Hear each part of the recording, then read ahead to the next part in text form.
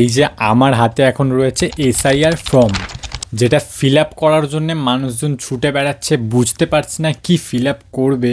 তাদের 2002-এ ভোটার লিস্টে নাম নেই, তাদের জন্য কি কি ডিটেলস লাগছে, আর যাদের 2002-এ ভোটার লিস্টে নাম আছে তাদের জন্যই বা কী কী ডিটেলস লাগছে। ফর্মটা যখন ফিল করবে তখন কিন্তু তোমাদেরকে কয়েকটা ডিটেলস নিয়ে বসতে হবে, যেমন ভোটার কার্ড, আধার কার্ড, আর যদি তোমার 2002-এ ভোটার লিস্টে নাম থাকে সেই লিস্টটা, তোমার যদি না থাকে তোমার বাবার বা তোমার ফ্যামিলির কারোর যদি থাকে তার সেই ডিটেলসটা নিয়ে কিন্তু বসতে হবে। আর হ্যাঁ, তোমরা বিএলও থেকে যে ফর্মটা পেয়েছো সবার প্রথমেই কিন্তু সেই ফর্মটাকে ফিল করতে বসবে না, কারণ সেটা যদি ফর্মে ভুলভাল কিছু ফিল করে দাও সেকেন্ড টাইম কিন্তু বিএলও তোমাদেরকে দেবে না। তাই জন্য তোমরা সেটাকে জেরক্স কপি করবে, একটা বা দুটো জেরক্স কপি করার পরেই সেই জেরক্স কপিতে সব কিছু ফিল করে দেখে নেবে, তারপরেই অরিজিনাল ফর্মটা ফিল করবে। এবারে এক্সাম্পল হিসাবে আমি তোমাদেরকে একটা ফর্ম পুরোটাই ফিল আপ করে দেখাচ্ছি। এই যে তোমরা দেখতে পাচ্ছ সববার বাড়িতে বিএলও কিন্তু এই ফর্মটাই দিয়ে গেছে। তো এই ফর্মের যে পার্টগুলো রয়েছে, একটা এই পার্টটা রয়েছে, একটা এই পার্টটা রয়েছে, একটা এই পার্টটা রয়েছে, ঠিক আছে। এখানে নর্মালি এই যে পার্টটা দেখছো এই পার্টটাতে কিন্তু সবাইকেই সব কিছু ডিটেলস যে দেওয়া রয়েছে এটা ফিল করতে হবে।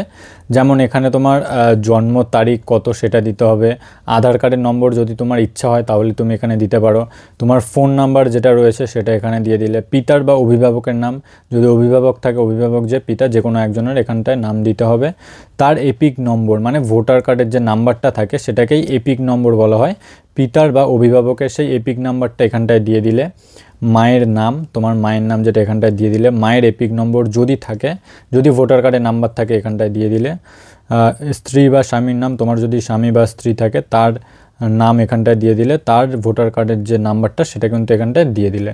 এই জায়গাটা সবারই সেম, তোমার 2002-এর নাম থাকুক বা না থাকুক এই জায়গাটা সবারই সেম ফিল আপ করতে হবে। এই যে জায়গাটা এটা কিন্তু সবাইকেই সেম ফিল আপ করতে হবে। মেনলি সবার যে প্রবলেমটা বা সবাই যে প্রবলেমটা ফেস করছে সেটা হচ্ছে এই পার্টটা আর এই পার্টটা নিয়ে, এইখানে কি ডিটেলস দিতে হবে বা এখানে কি ডিটেলস দিতে হবে, ঠিক আছে।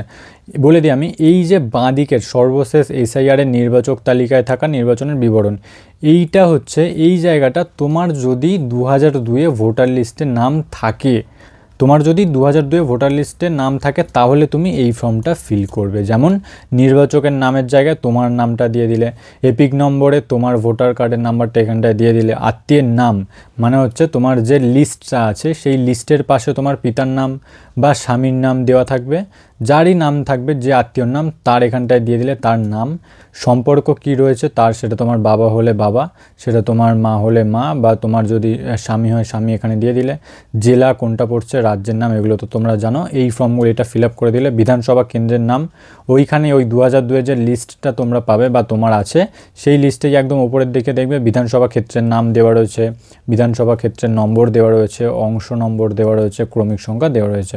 জাস্ট এই একটা পার্ট, দুটো পার্ট তোমাদেরকে ফিল করতে হবে, একটা দুটো, যাদের কিন্তু ভোটার কার্ড মানে 2002-এ ভোটার লিস্টের নাম রয়েছে। আর এই পার্টটা, এইবারে এই পার্টটা হচ্ছে যাদের 2002-এ ভোটার লিস্টের নাম নেই তাদের ক্ষেত্রে। ধরুন আপনার 2002-এ ভোটার লিস্টের নাম নেই, যেমন আমার 2002-এ ভোটার লিস্টের নাম নেই কারণ আমি জন্মেছি 2002-এ, তার জন্যে এইখানে নাম হচ্ছে, আপনার বাবা হয়তো 2002-এ ভোটার লিস্টের নাম ছিল, বাবা না থাকলে ঠাকুরদার নাম ছিল, যার ফ্যামিলিতে যার 2002-এ ভোটার লিস্টে নাম থাকবে তার এই ডিটেলসটা দিতে হবে। যেমন আমার বাবার নাম ছিল ভোটার লিস্টে, বাবার নাম এখানে দিলাম, এপিক নম্বর বাবার ভোটার কার্ডের নাম্বারটা এখানটায় দিয়ে দিলাম, আত্মীয়ের নাম আবারও সেম, সেই তোমরা ওই লিস্টটাতে যাবে, লিস্টটার পাশে ধরুন আপনার বাবার পাশে আপনার ঠাকুরদার নাম দেওয়া রয়েছে, সেই নামটা এখানে আত্মীয়ের নামে আপনার ঠাকুরদার নামটা বসিয়ে দিলেন, সম্পর্ক কী রয়েছে বাবার বাবা, সুতরাং বাবা সম্পর্ক, জেলা দিয়ে দিলে রাজ্যের নাম, বিধানসভা ক্ষেত্রের নাম, কেন্দ্রের সেম এই পারেও যেরকম ছিল এপারেও সেম, বিধানসভা ক্ষেত্রের নম্বর, অংশ নম্বর, ক্রমিক সংখ্যা। এই হচ্ছে টোটাল ফর্মটা। হ্যাবক কিছু মানে কঠিন নয়, কিচ্ছু নয়, তোমার কাছে ডিটেলস থাকলেই তোমরা ফিল আপ করতে পারবে। সর্বশেষে এই যে জায়গাটা দেখছো এই জায়গাটায় কিন্তু তোমাদেরকে সিগনেচারটা করতে হবে, এখানে সিগনেচার করে দিলে ব্যাস গল্প শেষ। আর এই জায়গাটা তোমার একটা কালারফুল ফটো দিয়ে দিলে, এই যে এই জায়গাটা একটা কালারফুল ফটো দিয়ে দিলে, আর এটা সোজা জমা দিয়ে দিলে। এই ভিডিওটা বানানোর আমার একটাই উদ্দেশ্য, যারা এই এসআইআর ফর্মটা ফিল আপ করার জন্যে প্রচুর পরিশ্রম করে ফেলছো, কনফিউশনে রয়েছো, তাদের কনফিউশনটা দূর করার জন্য, যেটা হ্যাবক কিছুই না, তোমরা আরামসে ফিল আপ করতে পারবে আর করেও ফেলবে তোমরা। বাট যাদের ফর্ম ফিল আপটা হয়নি তাদের জন্য বলছি, তোমরা কিন্তু করে নিও, দেখে ভিডিও দেখে বা আমার ভিডিও হোক বা যে কোনো ভিডিও, অনেক ভিডিও রয়েছে, দেখে ফিল আপ করে নিও। আর যাদের ফিল আপ হয়ে গেছে তারা কিন্তু ভিডিওটা একটু শেয়ার করে দিও, যাতে যারা এই প্রবলেমটা এখনও ফেস করছে তাদের কাছে সলিউশনটা পৌঁছে যায়। টাটা বাই বাই, দেখা হচ্ছে পরের ভিডিওয়। আর এরকম আরও ইনফরমেটিভ ভিডিও আমার ফেসবুক থেকে পেতে হলে ফলো করে দিও, আর ইউটিউব থেকে দেখে থাকলে সাবস্ক্রাইব করে দিও। টাটা বাই বাই, দেখা হচ্ছে আবারও পরের কোনো একটা ভিডিওতে দিলখুশের সাথে।